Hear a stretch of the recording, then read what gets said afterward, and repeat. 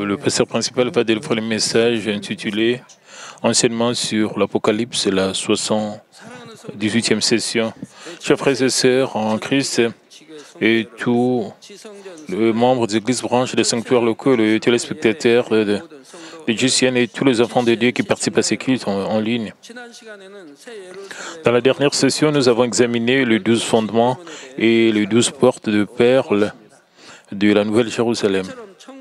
Et je vous ai dit que ces bijoux avec la perle et l'or pur ont leur propre signification spirituelle. Et par exemple, quand la maison de quelqu'un est décorée avec de la sardoine n'est pas choisie uniquement parce qu'elle est légère et que sa couleur est belle. Elle est choisie pour montrer le cœur du propriétaire qui a accompli le cœur semblable à la sardoine au cours de sa vie sur terre.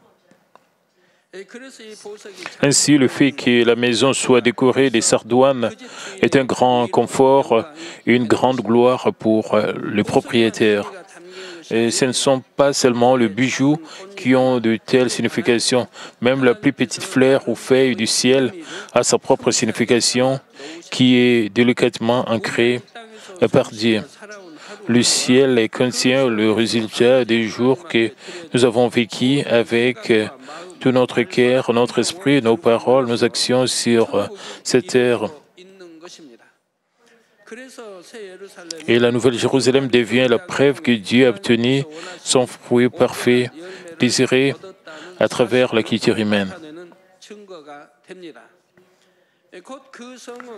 Les 12 fondements sont les preuves pour prouver que le cœur des enfants de Dieu qui entrent dans la ville sont aussi beaux que les joyaux.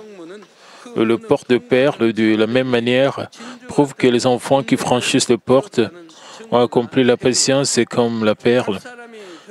La taille et les décorations de chaque maison montrent comment le propriétaire est médié et par quel genre de foi la personne rendait gloire à Dieu. Puisque le ciel est fait selon la justice comme celle-ci, les jours que nous y vivons deviennent plus significatifs et touchants. Maintenant, Apocalypse 21 dit « La place de la ville était d'or pur et comme du verre transparent. » Même sur cette terre, il y a beaucoup de rues différentes.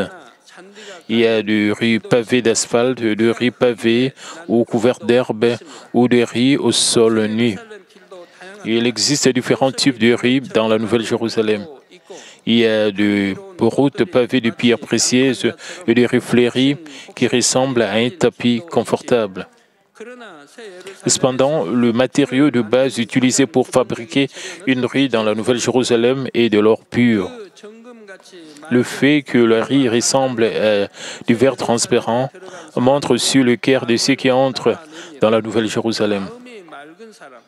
Cela signifie que ceux dont le cœur est pur, propre et sanctifié peuvent marcher dans ces rues. Dans la mesure où les gens accomplissent le cœur propre et pur, ils peuvent avancer vers le niveau supérieur du ciel.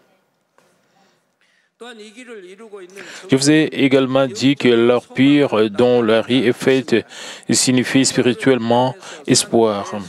Vous combattez le bon combat de la foi à chaque instant où vous vivez sur terre. Ceux qui ont de l'espoir pour la Nouvelle Jérusalem peuvent gagner chaque combat grâce à l'espoir, quel que soit le type de défi qu'ils rencontrent. De cette façon, ce n'est que lorsque vous accomplissez un cœur aussi propre et pur avec l'espoir pour le ciel que vous pouvez entrer dans la Nouvelle Jérusalem. Et ceux qui ont suivi les chemins de la vie sur terre peuvent marcher dans la rue d'or pure de la Nouvelle Jérusalem. Jean 14, 6 dit, Jésus lui dit, « Je suis le chemin, la vérité et la vie. Nul ne vient au Père que par moi. »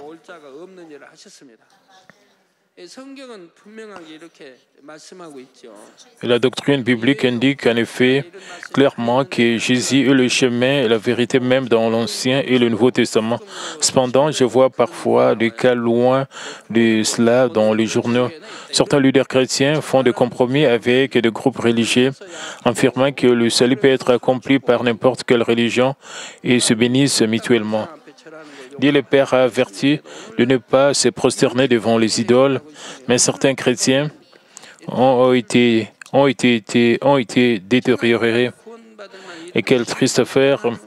Dieu le Père a dit dans Actes 4:12 que le salut ne se trouve en personne d'autre, car il y a sous le ciel aucun autre nom donné aux hommes par lesquels nous devrions être sauvés. Aujourd'hui, quand s'avance la fin du temps, la foi s'estompe pas. Plus le christianisme est souillé au temps de la fin, plus le leader proclame que toute la religion a la voie du salut. Permettez-moi de le rappeler à nouveau. Jésus lui dit, je suis le chemin, la vérité et la vie. Nul ne vient au Père que par moi. Jésus est la vérité elle-même et la parole de Dieu. Il s'est fait chair et est venu sur la terre. Il est devenu notre mode de vie. Ce n'est que lorsque les gens acceptent Jésus-Christ comme leur sauveur et changent sur la base de la parole de Dieu qu'ils peuvent suivre le chemin de la vie. Quand ils iront au ciel et marcheront dans la rue d'Orpire, ils se souviendront du chemin de leur vie sur terre. Chaque fois qu'ils marchent dans la rue d'Orpire, ils sont touchés, pensant depuis que j'avais de l'espoir pour les vraies choses et que je marchais sur le droit chemin, je marche dans cette rue. Apocalypse 21:22 dit, « Je n'ai vu point de temple dans la ville, car le Seigneur Dieu Tout-Puissant est son temple, ainsi que l'agneau. » La chose dont l'apôtre Jean était le plus curieux quand il est entré dans la ville de la Nouvelle-Jérusalem était le temple de Dieu. Il a cherché le temple de Dieu et s'attendait à voir à quel point le temple de Dieu serait beau, puisque le mur de la ville lui-même était si magnifique et beau.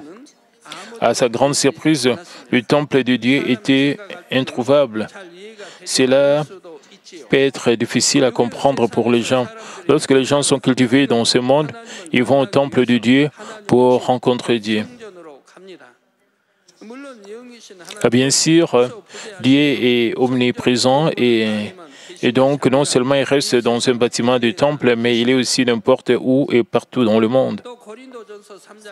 1 Corinthiens 3:16 déclare, « Ne savez-vous pas que vous êtes le temple de Dieu et que l'Esprit de Dieu habite en vous ?» Nous sommes appelés un sanctuaire où le Saint-Esprit habite. Par conséquent, si vous avez le cœur sale, cela signifie qu'un sanctuaire est un pire là où le Saint-Esprit séjourne. Et bientôt, vous n'êtes pas sauvés. C'est pourquoi l'Écriture dit que si votre justice ne surpasse pas celle des pharisiens et des scribes, vous n'entrerez point dans le royaume des cieux. Cela signifie que Dieu, le Saint-Esprit, est dans les enfants de Dieu qui acceptent le Seigneur, et ainsi notre cœur devient le temple. Même si le Saint-Esprit est dans notre cœur et que Dieu est n'importe où dans le monde, les gens charnels ont besoin d'un temple qui peut être vu et touché. Ils veulent mettre à part un lieu comme un temple où Dieu séjourne pour rencontrer le Dieu invisible. C'est pourquoi l'Ancien Testament dit que Dieu plaça l'arche de Dieu dans le tabernacle où le temple et obligea le peuple à adorer et à offrir des sacrifices. Cependant, après que Jésus a accompli la loi avec amour, le temple de Dieu de l'Ancien Testament a été détruit par les gentils. Le temple où se trouvait l'arche de Dieu était l'ombre et Jésus-Christ est ce qui est réel. Juste comme Jean 2:21 dit, mais il parlait du temple et de son corps, le corps de Jésus-Christ est le temple. puisque la parole de Dieu elle-même et sa vraie forme, Jésus, sont venus sur la terre. Dieu a permis que le temple, l'ombre, soit détruit. Parce que les Juifs ne comprennent pas ces faits. Ils prient encore au mur de lamentation pour le temple de l'Ancien Testament. D'ailleurs, même après que Jésus a accompli la loi, les gens ont toujours besoin d'un temple qu'ils peuvent toucher. Les gens viennent au temple, à une église, et écoutent la parole de Dieu, rencontrent Dieu et et expérimentent ses œuvres. Mais nous n'avons pas besoin de réserver un endroit pour ressentir Dieu au ciel. Dans la Nouvelle Jérusalem, nous pourrons voir Dieu et nous pourrons aussi rencontrer l'agneau Jésus-Christ. Peu importe où nous allons au ciel, il est rempli de la gloire de Dieu. Le cœur de Dieu le Père et du Seigneur embrasse tout l'espace du ciel. C'est pourquoi nous n'avons pas besoin d'un temple. Il est Dieu, le Seigneur Dieu Tout-Puissant, et l'agneau sont son temple. Il y a une autre raison pour laquelle il n'y a pas de temple dans la Nouvelle Jérusalem, parce qu'il n'y a pas besoin d'offrande pour le péché.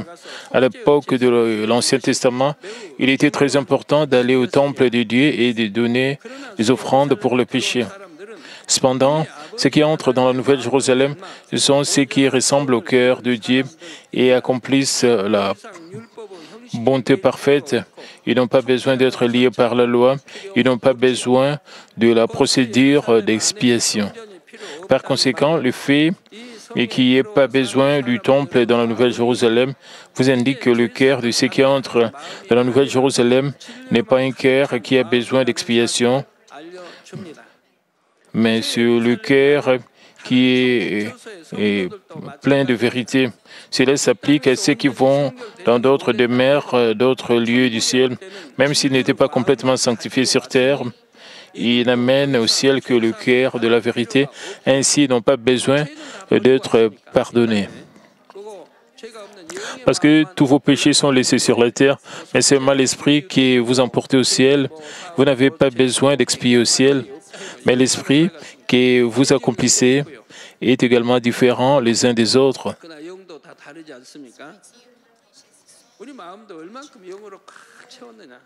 Toutes sortes d'esprits sont purs, et l'esprit est différent selon combien vous avez rempli.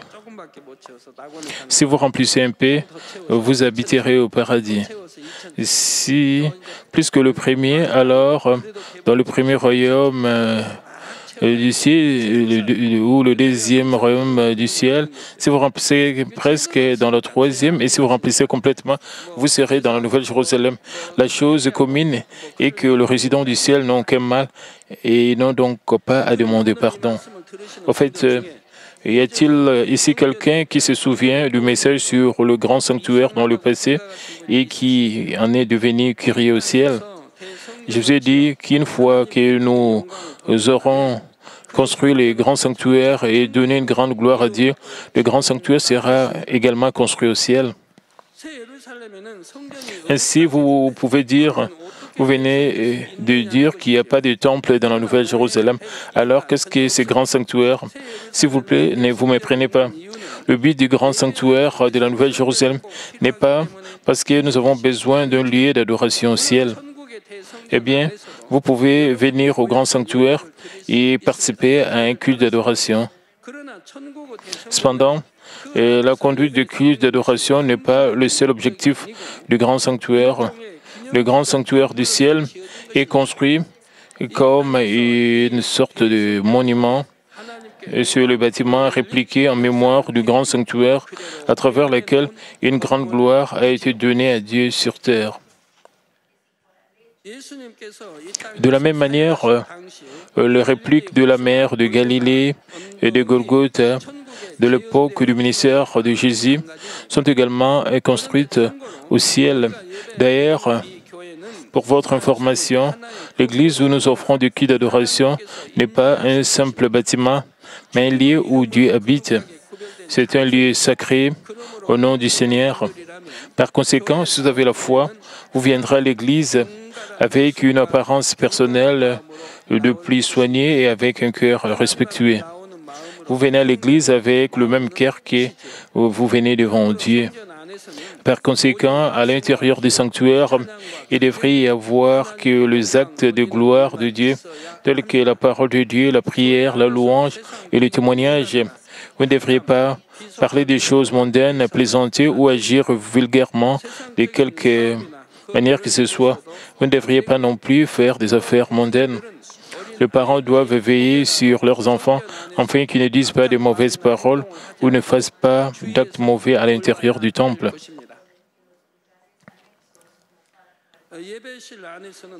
Vous devez d'autant plus surveiller votre langage et vos actes dans un sanctuaire, et vous devez également vous rappeler que d'autres bâtiments annexes tels qu'un restaurant d'église sont également le temple de Dieu. La Bible dit que cela s'appelle un temple, et non seulement le bâtiment, mais aussi la zone comprend une cour à l'intérieur de la clôture. Alors Jésus dispersa les pièces de changères et renversa leur table où les hommes vendaient du bétail, de brebis dans la cour du temple.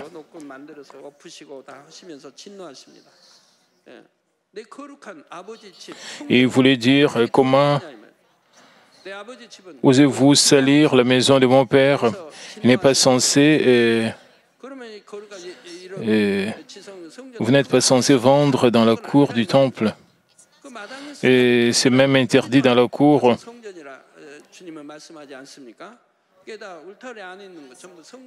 Il a dit avec emphase que c'est un temple même s'il a un intérieur de la clôture. Le temple de Dieu était très vaste à cette époque-là. C'était un endroit où environ 1 million de personnes pourraient entrer. La cour pourrait accueillir ce nombre de personnes. C'était incroyable.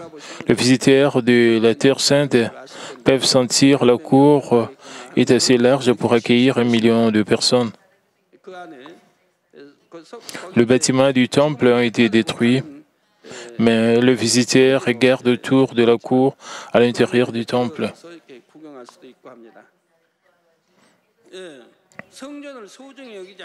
Si vous n'accordez pas de valeur au sanctuaire et y agissez de manière inappropriée, c'est agir grossièrement devant Dieu et vous pourriez être accusé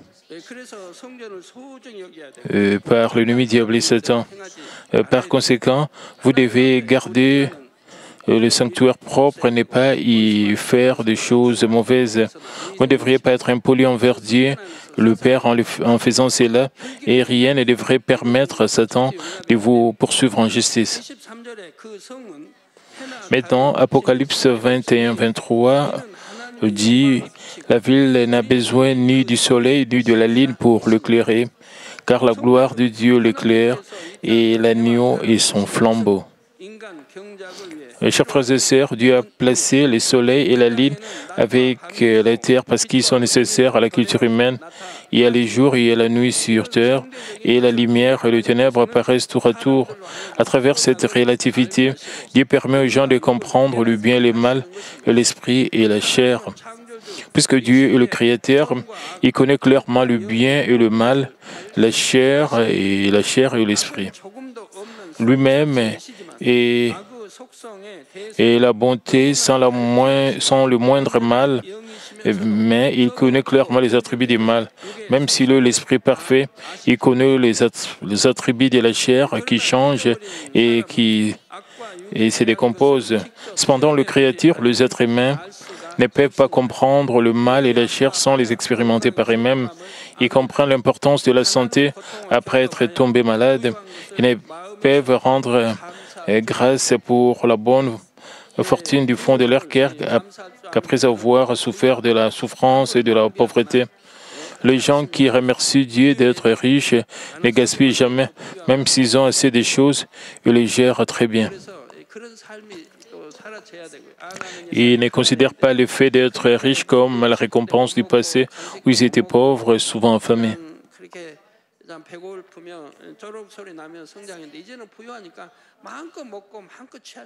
Ils ont passé beaucoup de temps étant affamés, mais ils ne se livrent pas à leur guise.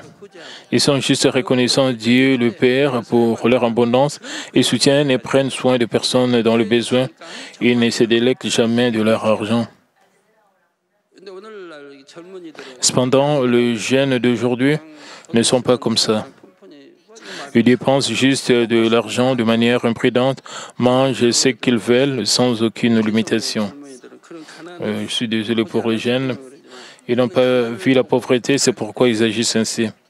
Mais l'ancienne génération a grandi en voyant la pauvreté. Alors même s'ils deviennent riches, ils ne jettent pas un seul grain de riz.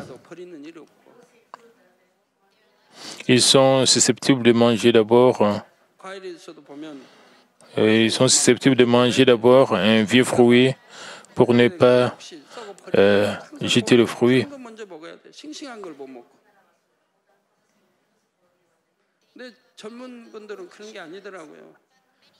Ils abandonnent même les fruits frais, mais ils mangent les fruits qui ont fait beaucoup de temps. Mais de nombreux jeunes jettent la nourriture et en rachètent sans aucune hésitation. Les gens de mon âge ne peuvent pas faire cela en passant à la période difficile.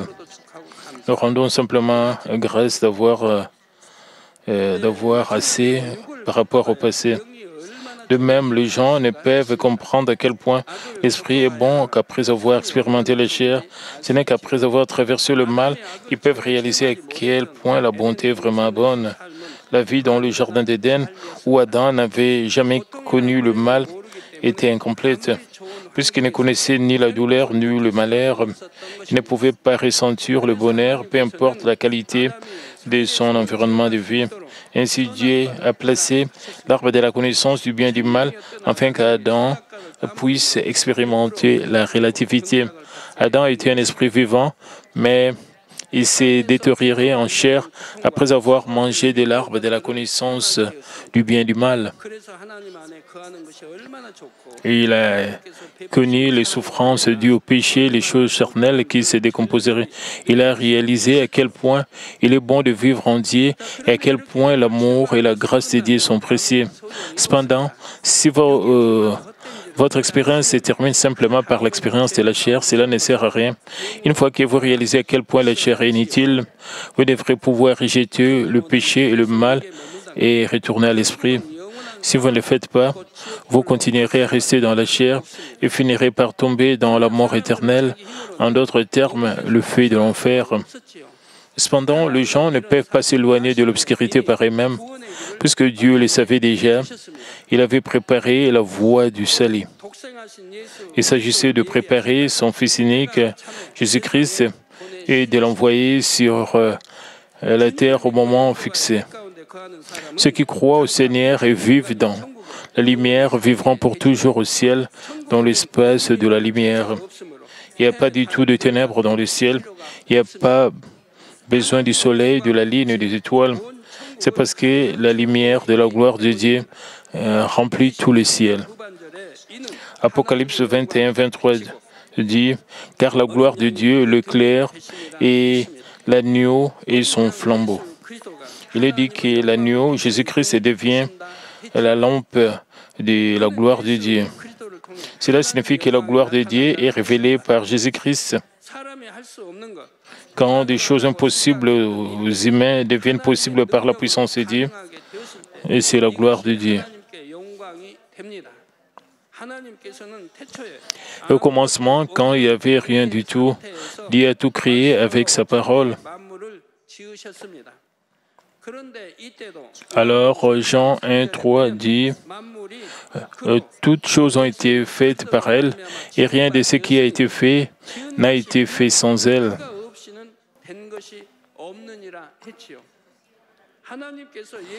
Cela signifie que Dieu a créé toutes choses par Jésus-Christ. Quand Dieu a créé un homme, il était avec le Seigneur. Il a également accompli la culture humaine et la providence du salut avec le Seigneur. Dieu a dit, faisons l'homme à notre image dans Genèse.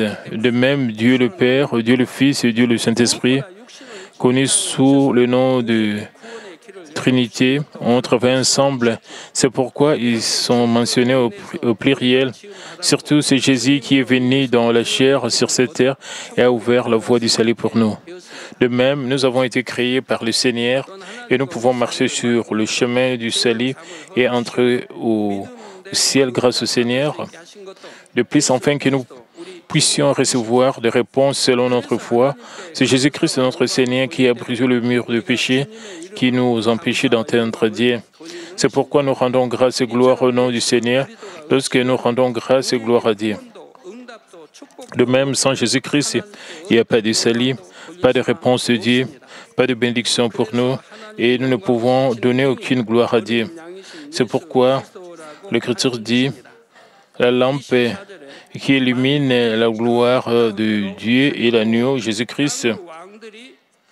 Apocalypse 21, 24 dit les nations marcheront à sa lumière et les rois de la terre y apporteront leur gloire. Ici, les nations ne se réfèrent pas au ciel, mais aux nations de cette terre. Au ciel, peu importe le pays, la tribu ou la race d'où vous venez sur la terre. Une fois que vous êtes sauvés par Jésus-Christ, vous êtes tous enfants de Dieu, quel que soit votre pays ou votre nation, et quelle que soit votre origine ethnique. Et comme je le dis, lorsque tous ceux qui sont sauvés du monde entier entreront au ciel, ils marcheront à la lumière de la gloire de Dieu. Les citoyens célestes ont une peau éclatante de lait. Il n'y a rien à penser à la race là-bas. Tous les citoyens ont la plus belle couleur, comme le cheveu blond brillant.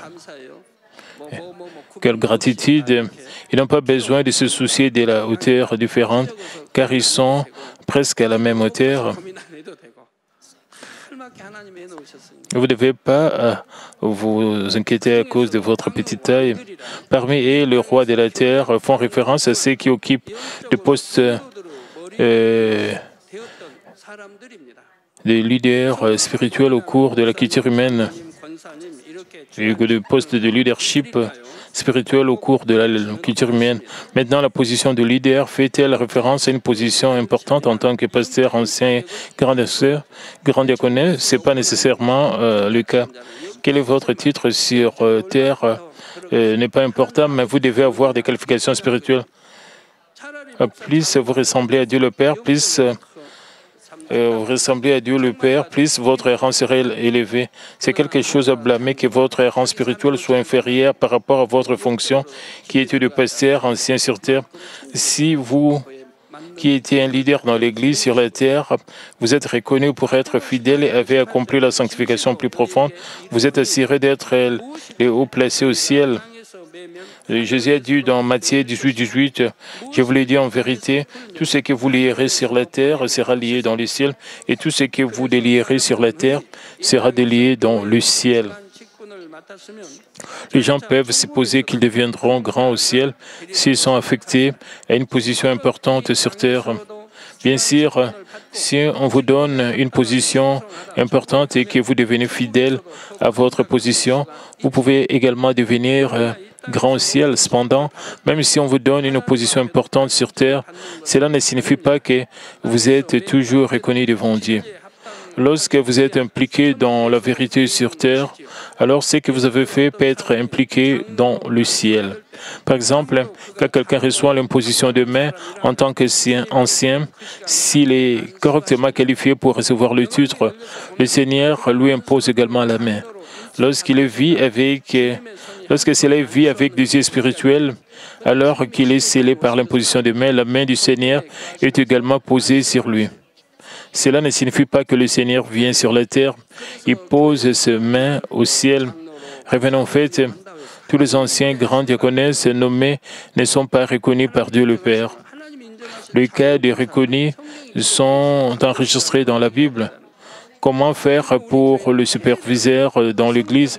Et notre Église nomme les ouvriers selon les conditions. Nous sélectionnons simplement les ouvriers en suivant les conditions suggérées par la Bible. Peu importe l'université qu'il ou qu'elle a terminée, la Bible ne mentionne pas de telles choses. La qualification des ouvriers dans l'Église et de savoir s'ils sont inspirés par le Saint-Esprit et obtiennent la sagesse de lui. L'Église choisit ses ouvriers avec soin, examinant de près s'ils vivent selon la foi.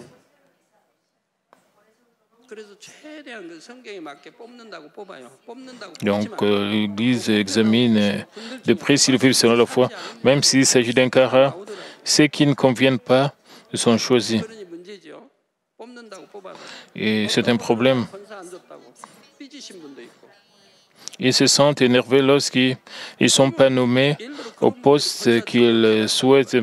Ils pourraient recevoir les devoirs qu'ils veulent, mais cela ne sert à rien, car le Seigneur ne leur impose pas la main.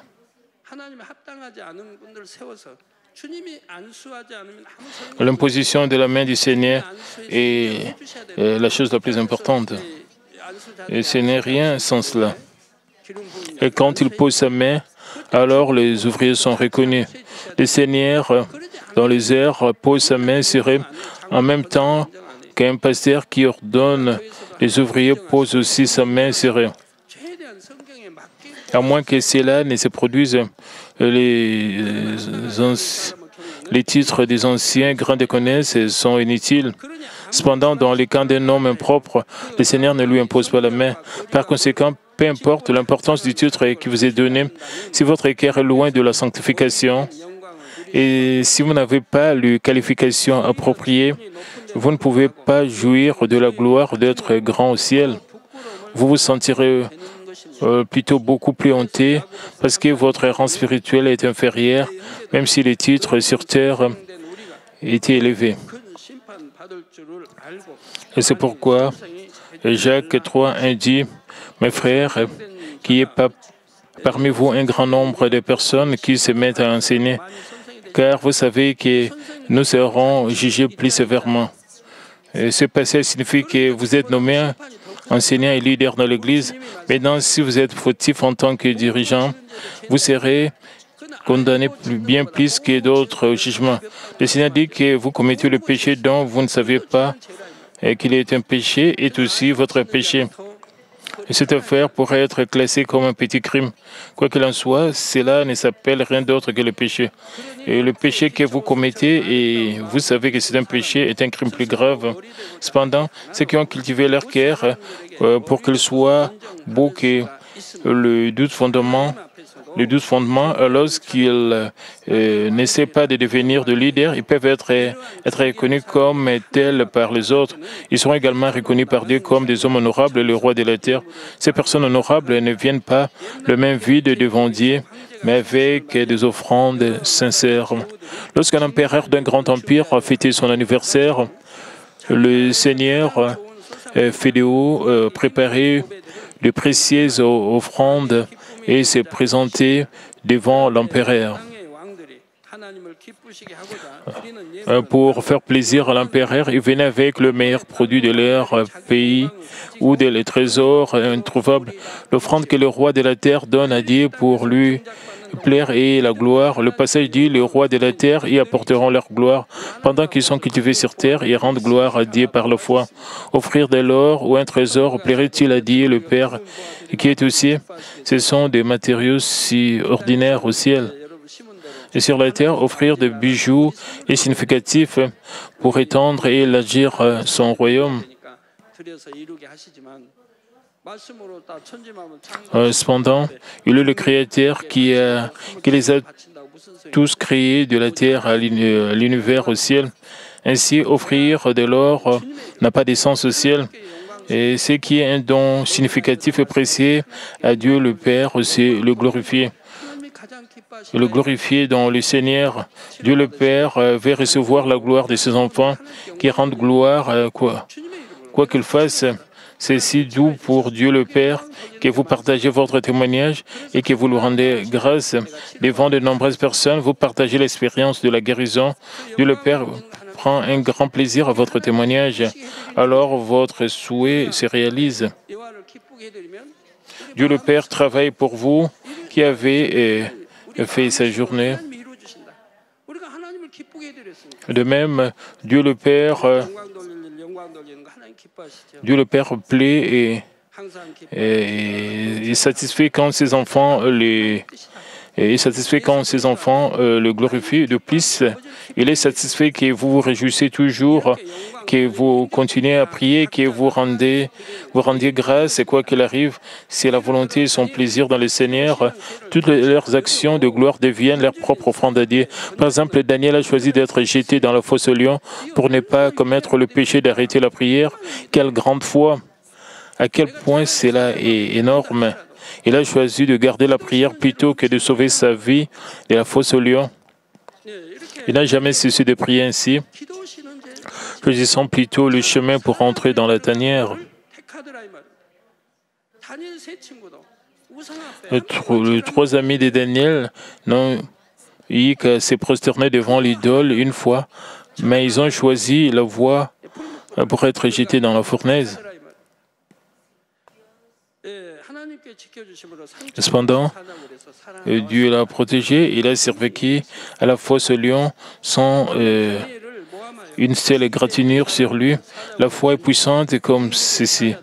D'autre part, ceux qui ont accusé à tort Daniel de le tuer ont été écrasés par les lions affamés. Le roi le vit et signa un décret pour que son peuple rende gloire à Dieu. Ce témoignage de donner une grande gloire à Dieu devient l'offrande de Daniel à Dieu. Bien sûr, il doit y avoir eu plus de situations dans lesquelles Daniel a rendu gloire à Dieu dans sa vie. Refuser de la nourriture du palais où Daniel a été attiré et a été émené comme captif est une chose glorieuse. C'est impossible sans une grande foi. Il a refusé la nourriture du palais pour ne manger la nourriture laissée après la cérémonie pour les idoles. Il était susceptible de mourir pour avoir été impoli, mais il a fait au risque de sa vie. Son comportement signifie qu'il mourrait plutôt que de manger de la nourriture comme offrande des idoles. Lui et ses amis étaient des jeunes garçons à l'époque. C'est la foi que Dieu le Père reconnaît. Lorsque vous apportez ce témoignage de gloire à Dieu devant lui, Dieu se réjouit et vous loue devant les citoyens du ciel. Alors, tous les citoyens du ciel ensemble se réjouissent et vous louent, vous qui avez donné une si grande gloire à Dieu. Permettez-moi de conclure ce message. Chers frères et sœurs, la vie au ciel est éternelle, mais vous ne pouvez pas non plus oublier la vie que vous avez vécue sur la terre. L'une des raisons pour laquelle vous vous souvenez de votre vie sur terre est qu'il y a des moments pour cela ici et là dans le ciel. Il y a d'immenses musées où toutes les choses que nous avons vues sur la terre sont exposées et les endroits où le Seigneur a travaillé et ces journées sont reproduites comme la Galilée et le grand sanctuaire.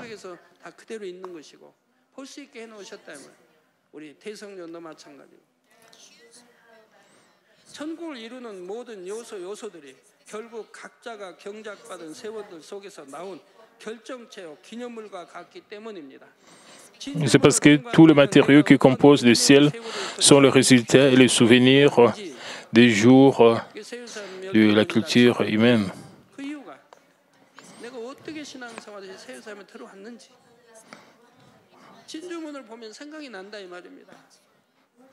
La raison pour laquelle les 12 portes sont faites de perles et que la perle vous rappelle ce que vous avez traversé pour aller à la Nouvelle-Jérusalem. Lorsque vous passerez la porte de perles, vous penserez au genre d'années de patience que vous avez dû endurer pour entrer au ciel. Lorsque vous marcherez dans la rue d'or pire, vous penserez au genre de foi et au mode de vie que vous avez suivi. Il en va de même pour chaque brin d'herbe et chaque fleur de votre maison, ainsi que le matériau de construction, les décorations, le meuble. Les actes des propriétaires seront révélés à travers des sculptures, des œuvres d'art, des images et même du papier peint. Puisque votre parcours de vie en tant que chrétien est ancré dans de nombreuses parties du ciel, comment pourriez-vous oublier les jours de la culture Amen. Au fur et à mesure que les jours passent, votre émotion, vos remerciements pour avoir bien surmonté les jours de la culture, Amen, seront encore plus grands. Et chaque fois que vous venez devant Dieu, vous recevrez des louanges et des honneurs pour le témoignage par lesquels vous avez rendu gloire à Dieu et cela vous rendra encore plus heureux. Quel genre de gloire allez-vous apporter devant Dieu dans le futur? Vous préparez-vous bien pour les offrandes faites à Dieu en passant, j'ai gardé ma foi et j'ai donné gloire à Dieu dans ma vie. Vous n'avez pas besoin d'être l'orateur d'une méga réunion de prière avec des mouchoirs pour donner gloire à Dieu. Vous n'avez pas besoin d'être président du comité de construction du grand sanctuaire. Dieu prend plaisir à la gloire que vous apportez devant Dieu, qu'elle soit grande ou petite. Je vous exhorte à ne pas perdre le temps qui vous a été accordé à faire de votre mieux chaque jour. J'espère que vous accomplirez rapidement la sanctification, que vous serez fidèle à vos devoirs donnés, afin que chaque instant de votre vie puisse être accepté par Dieu comme une offrande précieuse. Que Dieu vous appelle mon fils ou ma fille bon et fidèle et vous loue, afin que vous puissiez venir auprès du trône de Dieu. Au nom du Seigneur Jésus-Christ, j'ai prié. Prions tous concernant ce message. Père éternel, merci encore pour ce message combien précis concernant la Nouvelle Jérusalem. Permets que nous puissions toujours marcher, Père, avec vérité, que nous puissions vraiment nous débarrasser de tout ce qui est mal, de tout ce qui est péché, que nous puissions atteindre la sanctification. Et permets que nous puissions toujours avoir l'espoir de la Nouvelle Jérusalem en vivant selon la parole de Dieu, en marchant dans la lumière, dans la vérité, en nous débarrassant de tout ce qui est attribué pécheur pour te glorifier. Au nom du Seigneur Jésus-Christ, j'en prié. Amen. Maintenant, nous allons recevoir la prière du pasteur principal pour le malade. Posez vos mains sur vos parties malades. Si vous n'êtes pas malade, posez votre main sur votre poitrine et recevez cette prière avec foi. Alléluia. Dieu le Père Tout-Puissant, Dieu d'amour, s'il te plaît, pose ta main sur tout ce qui reçoit cette prière maintenant. Montre tes œuvres transcendant le temps, l'espace, pour tout ce qui reçoit cette prière sur GCN Internet, via satellite, de les églises, branches, des sanctuaires locaux, et surtout les enfants de Dieu partout à travers le monde. Donne-leur la foi de croire du fond de leur cœur, chasse tout ce qui est pensée négative et doute, chasse tout ce qui est doute et épreuve, depuis jusqu'à la tête, le parti interne, les jointures, le tissu, les cellules, le parti malade est consimulé avec le feu du Saint-Esprit et avec la lumière originelle. Au nom de Jésus-Christ, j'ordonne à l'ennemi diable et Satan et toutes sortes de maladies, germes, virus, infirmités, et quittez-les. Que la lumière brille, et s'il te plaît, consume toutes leurs maladies en phase terminale et les maladies incurables avec le feu du Saint-Esprit. Chasse toutes les maladies endémiques, y compris la malaria, toutes les maladies contagieuses telles que le rhume, la grippe et la fièvre. Quittez-les, protège-les de toutes sortes de germes et de virus. Et guéris-les de tout ce qui est cancer d'estomac, des poumons, des seins, d'intestin. Le sida, leucémie, apoplexie cérébrale, hypertension, hypotension, diabète, problèmes de thyroïde, de cœur, problèmes des poumons, maladies des femmes et toutes sortes d'inflammations, quittez-les. Et guéris-les de tout ce qui est polio, AVC, arthrite, hernie discale, douleurs dorsales, maux de tête, névralgie et toutes sortes de douleurs puissent disparaître. Épilepsie, autisme, dépression, névrose, autres maladies mentales, quittez-les.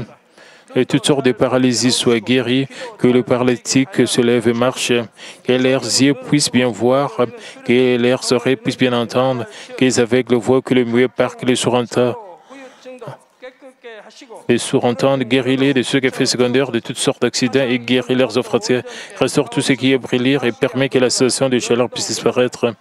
Père, permet qu'il n'y ait pas de cicatrices et puisse rester, soyez purifiés de toute dépendance à la drogue, à l'empoisonnement et aux substances, mauvaises substances, que les tissus morts, les cellules mortes soient régénérées, ramène les morts à la vie, donne à tes enfants la bénédiction de la conception. Recevez la bénédiction de la conception. Au nom de Jésus-Christ, j'ordonne à l'ennemi diable et Satan, les principautés de la puissance de l'air et les mauvaises forces dans le lieu céleste et leurs serviteurs, quittez-les, Quittez l'esprit impur, esprit faux, esprit trompeur, esprit de séparation, toute force de ténèbres, quittez-les. Et tout ce qui est chaîne de méchanceté soit brisé, ténèbres, quittez-les, que la lumière brille.